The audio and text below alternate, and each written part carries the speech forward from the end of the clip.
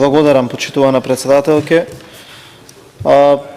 Мислам дека ова е сосема одличен проект и ете би ви предложил заедно со градоначалникот Герасимовски овој проект да го подготвите, да го аплицирате во месец февруари до година, кога тие 250 милиони евра ќе бидат ставени на располагање на сите општини. Имено би сакал да кажам дека општина Центар, по она кое што јас го знам, во овие 100 милиони евра досега аплицираше и го доби проектот, е одобрен преку Министерството за спорт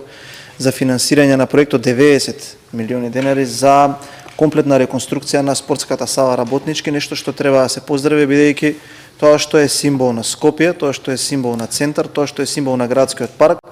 по толку години наместо едно место кое што символизира руиниран спортски објект, ќе добие еден сосема нов изглед, да биде еден спортски објект со кој што сите ќе се гордееме. Така да,